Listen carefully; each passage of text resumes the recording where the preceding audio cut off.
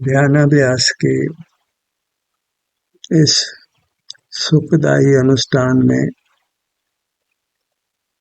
आपका हृदय से स्वागत है, अभिनंदन है, अभिवादन है।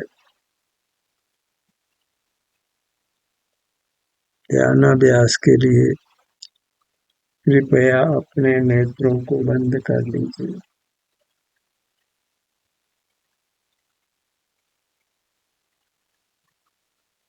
सुख अपने शरीर के बाहर नहीं है, इसलिए बाहर नहीं देखना है।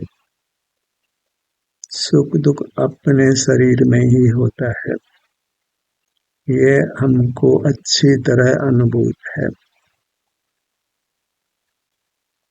जहाँ दुख होता है वहीं सुख होता है।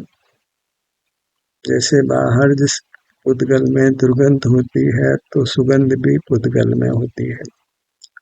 पुद्गल गर्म होता है तो ठंडा भी पुद्गल ही होता है। ऐसे अपने शरीर में दुख का अनुभव होता है तो सुख का अनुभव भी शरीर में ही होना है। सुख की तलाश अपने शरीर में ही करनी है। सत्र के दौरान अपने शरीर में ही बने रहिए। वही ध्यानाभ्यास है, स्वसंवेदन का अभ्यास है। वही मोक्ष का मार्ग है, सुखी होने का मार्ग है। शरीर में इसलिए बने रहना है कि सुख की उपलब्धि शरीर में ही होनी है। जो मुक्त हो गए हैं उनको भी सुख उनके शरीर में ही अनुभव में आता है। हमको भी सुख हमारे शरीर में ही अनुभव में आता है। तो सुख की खोज अपने सिर से पैरों तक ही करनी है। इतने से सीमित क्षेत्र में हमने पुरुषार्थ करना है। बाहर का जगत अनंत है, उसमें सुख की खोज करना कठिन भी है और संभव भी नहीं है। पुद्गलों में सुख है भी नहीं। बाहर की जो यात्रा हम करते आए हैं उस सब से हमको मुक्ति मिल जाती है। कोई सुख को धन कमाने में ढूंढता है, बाहर रहकर कोई सुख को मंदिर में भगवान की प्रतिमा को देख कर पाना चाहता है। कोई तीर्थों में भगवान की प्रतिमा को देख कर सुख पाना चाहता है। कोई दया दान करके सुख पाना चाहता है, पर सुख तो अपने शरीर में है। बाहर की किसी प्रवृत्ति से हमको सुख नहीं हो सकता है। सुख का भ्रम ही होता है और वही पुष्ट भी होता जाता है। जो बाहर कदाचित हमको वैसे कि मानसिक सुख मिलता है तो हम बाहर रहने में ही सुख मान लेते हैं। बाहर रहकर कुछ ज्ञान अर्जित होता है तो उससे हम प्रसन्न हो जाते हैं। पर सुख न तो इंद्रिय ज्ञान से है, न विषय सुख ही वास्तविक सुख है। वास्तविक सुख हमको अपने शरीर में ही मिलना है। वैश्विक सुख भी हमारे शरीर में ही होता है, शरीर के बाहर नहीं होता है। तो बाहर तो सारा ही प्रयत्न केवल दुख ही देने वाला है और कितना दुख उसका कोई पार नहीं। अनादि से सुख की खोज बाहर करते हुए अनंत काल बीता है और सुख नहीं मिला, दुख ही भोग रहे हैं।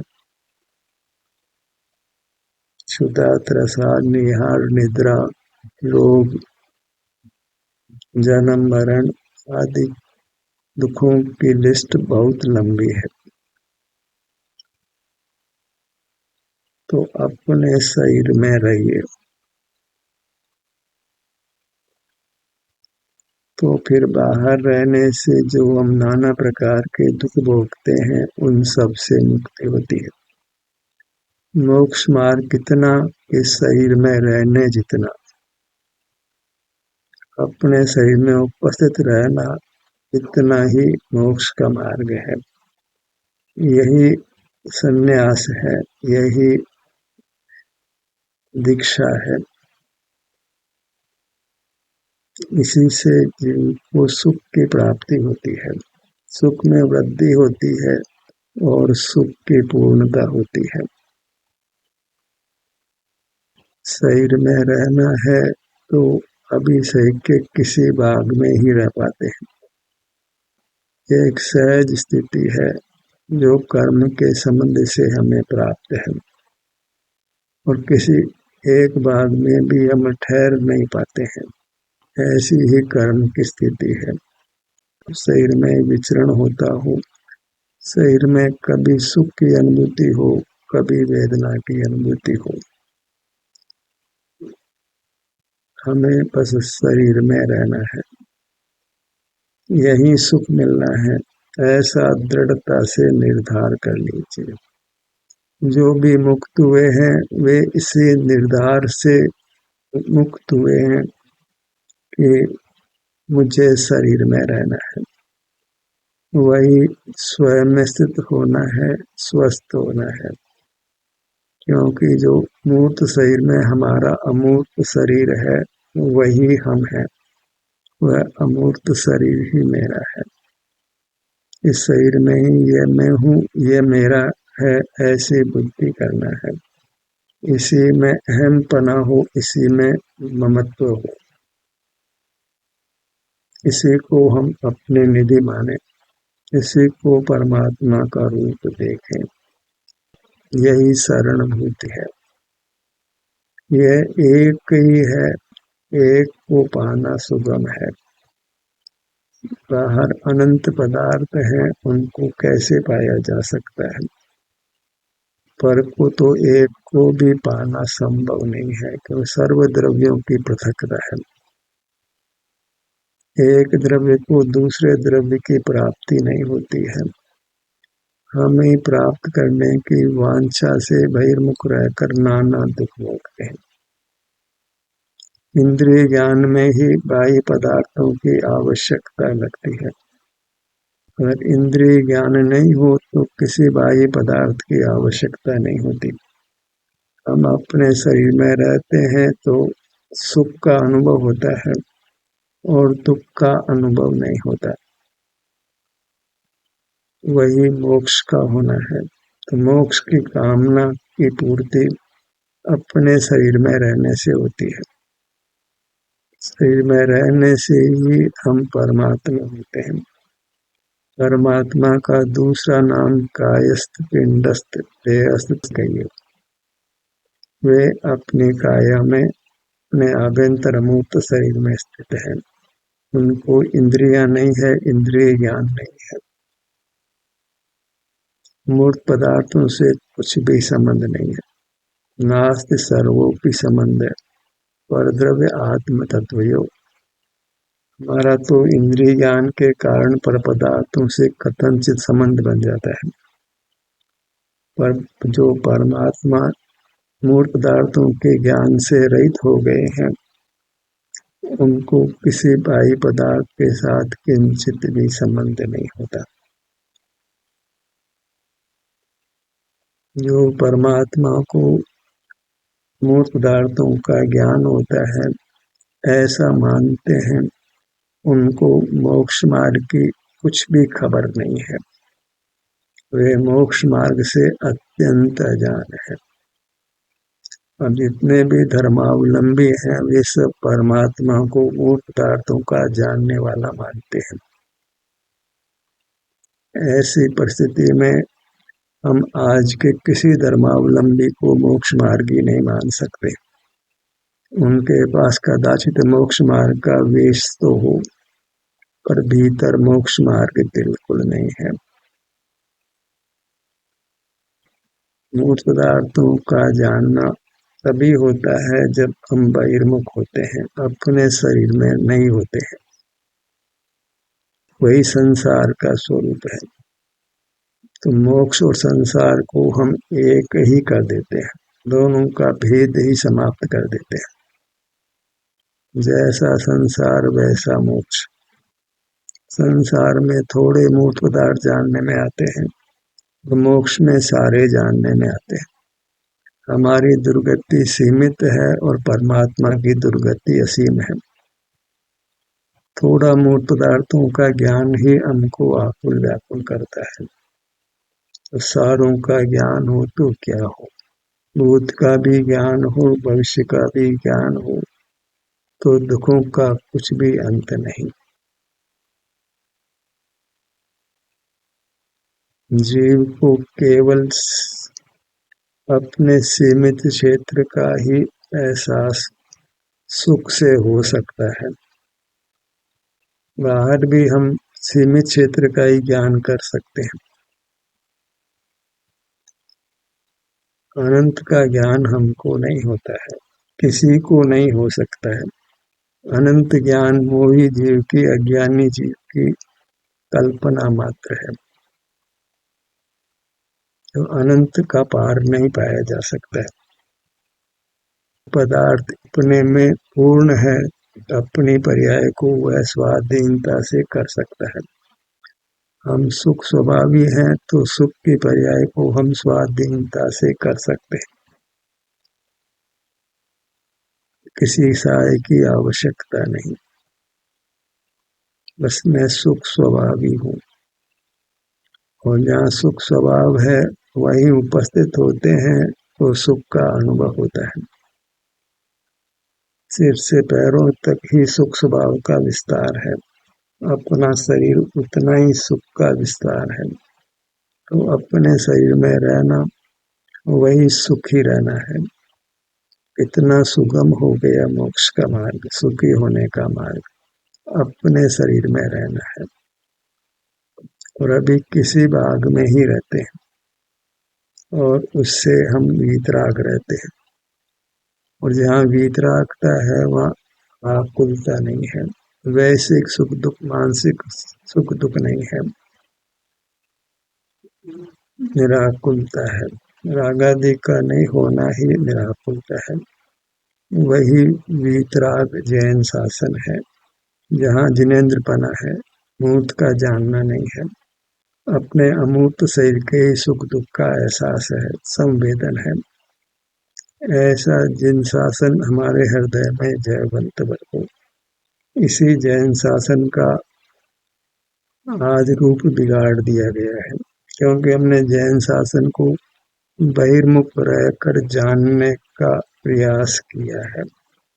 जैन शासन को बहिर्मुख रहकर कदापि नहीं जाना जा सकता है, क्योंकि बहिर्मुख जीव को सम्यक ज्ञान होना संभव नहीं है।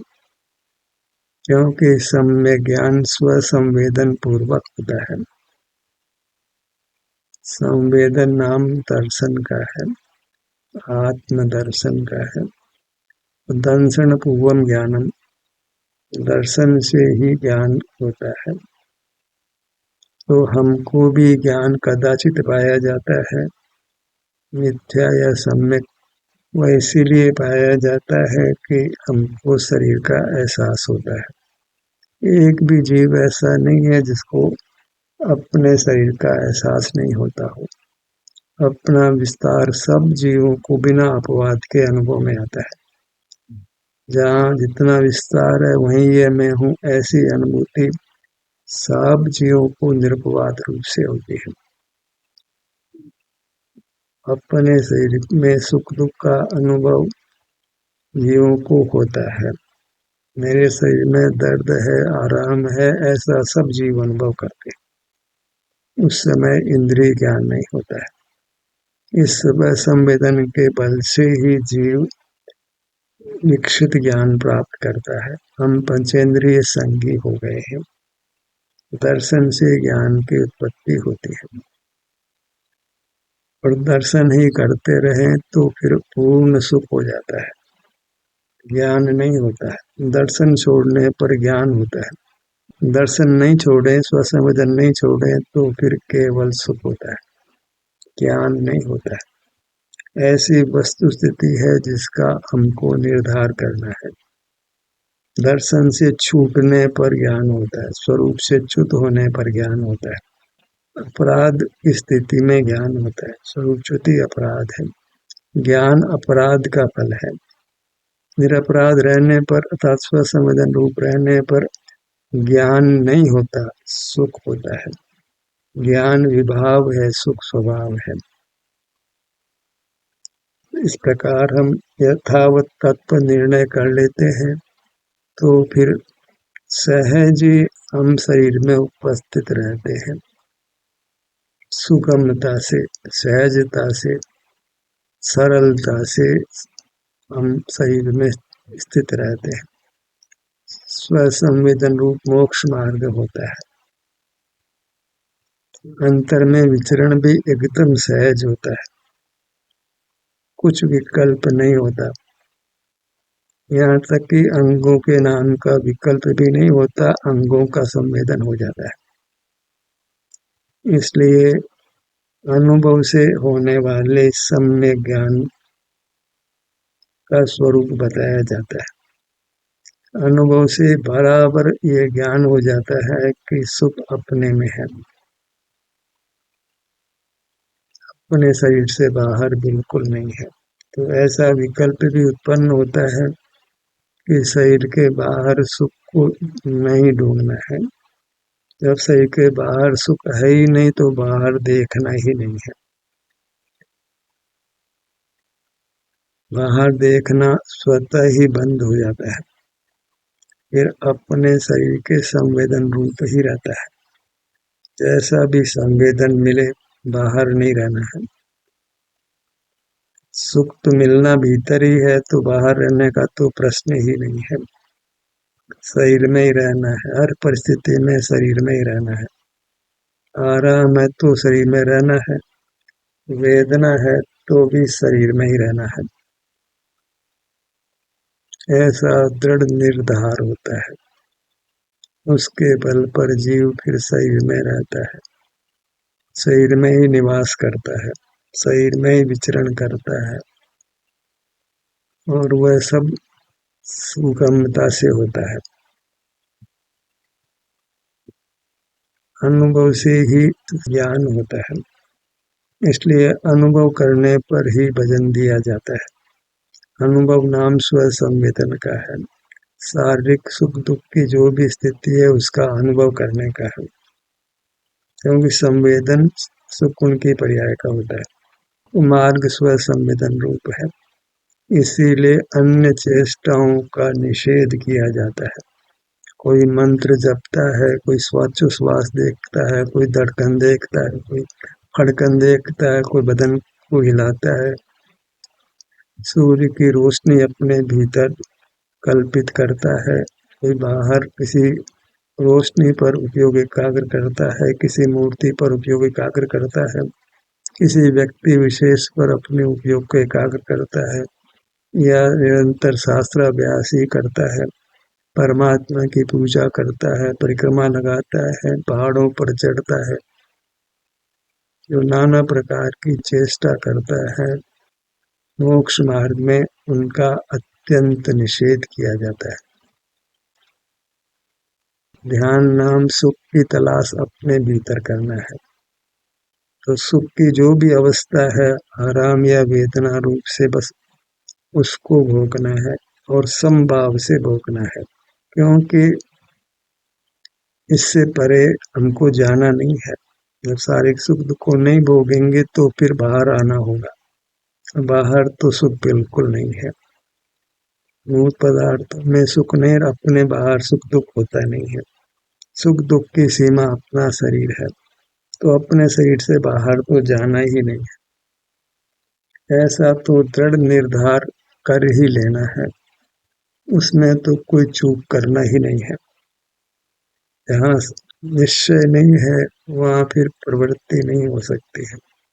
बस उस निश्चय के लिए ही पहले ध्यानाभ्यास कराया जाता है, अंतर यात्रा कराई जाती है, ताकि जीव को निश्चय हो जाए कि सुख बाहर नहीं है, क्योंकि जब अंतर यात्रा जीव करता है तो दर्शन मोहिनी कर्म जो है वो कमजोर होता जाता है और फिर उपशम को भी प्राप्त हो जाता है और जीव को सम्यक ज्ञान हो जाता है कि सुख मेरे शरीर में ही मिलना है, शरीर के बाहर नहीं मिलना है। तो शरीर के बाहर की यात्रा खोज समाप्त हो जाती है, वो शरीर में स्थित होता है, स्वस्थ होता है, कायस्थ होता है। परमात्मा भी कायस्थ और मोक्ष मार्गी भी कायस्थ। तो शरीर में स्थित रहने का ही अभ्यास करते हैं। अपने ध्यान को अपने मुखमंडल पर लाइए।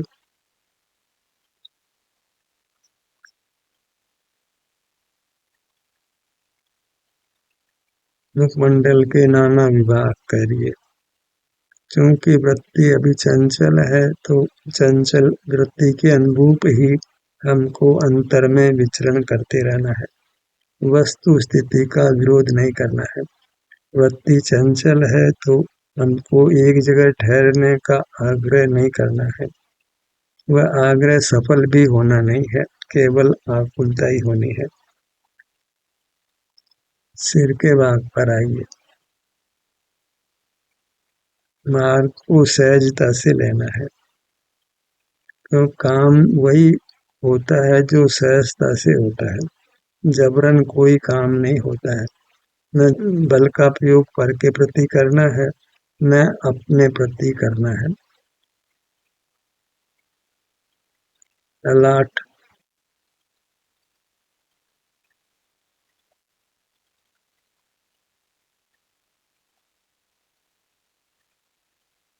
क्यों से ये पर आना उसका विज्ञान समझाया गया।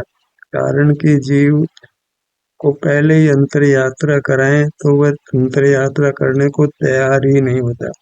वो ये कहता है कि ये शरीर है, मैं नहीं हूँ, ये शरीर का ध्यान है, शरीर से मैं भिन्न हूँ। और शरीर का ध्यान करना ही नहीं है, किसी बात का करना ही नहीं है, यह तो खंड खंड ज्ञान हो गया। नाना प्रकार के प्रश्न लगाकर वह अंतर यात्रा करने वाला ही नहीं है। आपकी सारी मेहनत उल्टी पड़ने वाली है, आप निंदा के ही पात्र होने वाले हैं। इसलिए किसी को अंतर यात्रा करानी है तो थोड़ा पहले उसको अंतर यात्रा का विज्ञान समझा देना है। क्यों अंतर यात्रा करनी है, क्यों इसकी आवश्यकता है, क्यों इसके बिना मोक्ष मार्ग नहीं बन सकता है। समझने के लिए भी अंतर यात्रा करनी है और समझ होने के बाद में मोह को समूल नष्ट करने के लिए, पूर्ण सुख पाने के लिए भी अंतर यात्रा ही करनी है। क्योंकि सुख अंदर में ही मिलना है, क्योंकि सुख दुख अंदर ही होता है, बाहर नहीं होता है। गुरु मध्य पर आइए।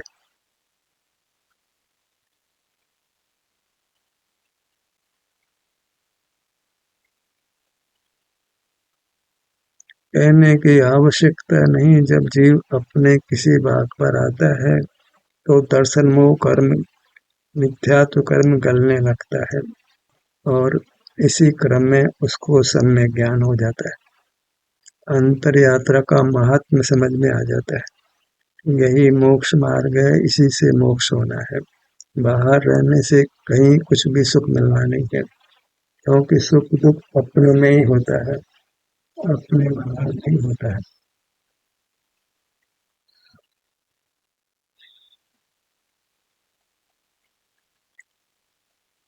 बायां नेत्र,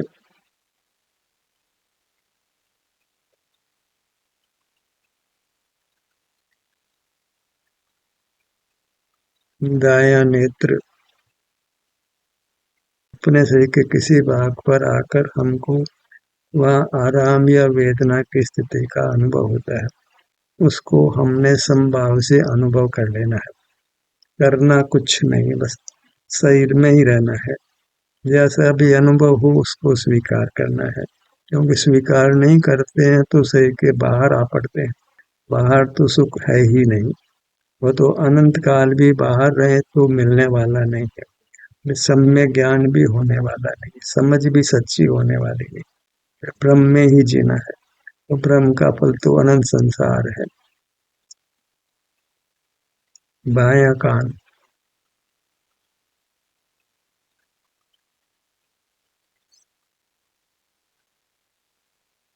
दायां कान। तभी कहते हैं मार्ग को समझना है और समझकर अपने में समाना है। और समझना यथार्थ में तभी होता है जब हम अंतर यात्रा प्रारंभ कर देते हैं।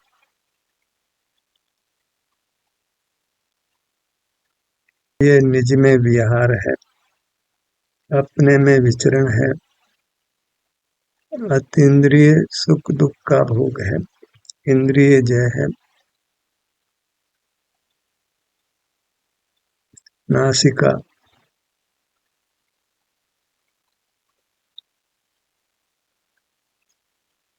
बायां नथुना, दायां नथुना।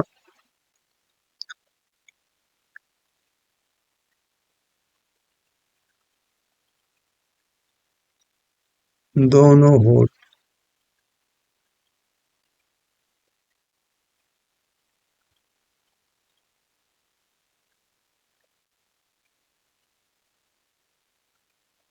कुछ विरल जीव ही मोक्ष पाते हैं, इसलिए इस मोक्ष मार्ग के प्रचार की भावना भी करना योग्य नहीं है, क्योंकि उसमें हमारा श्रम व्यर्थ ही जाना है।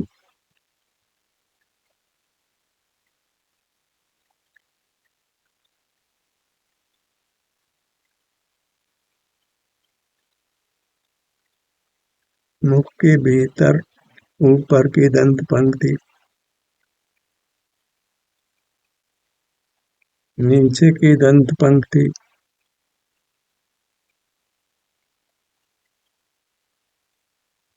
जिह्वा, तालु, कंठ,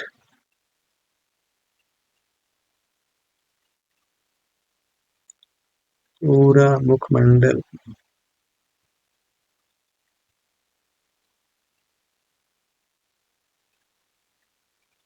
ध्यान का क्या स्वरूप है? तो बस अपने शरीर में रहना, विचरण करना, यहाँ के सुख दुख को संभाव से भोग लेना, इतना ही ध्यान का स्वरूप है।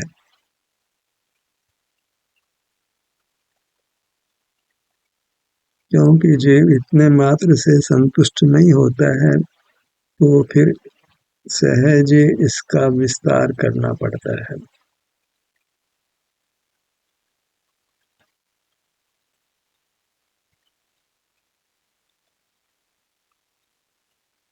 अपना धड़ भाग, दाहिनी भुजा, बाईं भुजा, दायां पैर, बायां पैर, पूरा शरीर सिर से पैरों तक, इतना ही सुख का स्रोत है। यही सुख को पाना है, बाहर वृथा का श्रम नहीं करना है, जिसमें सुख तो नहीं मिलना, दुख ही मिलना है। चार गतियों में परिभ्रमण करना, ना दुखी भोगना है। शरीर में रहकर स्वस्थ रहना है, सुखी रहना है, जन्म मरण से मुक्त होकर उत्तम अतीन्द्रिय सुख को भोगना है। ध्यान का सत्र यहीं समाप्त होता है। आपकी सहभागिता के लिए धन्यवाद।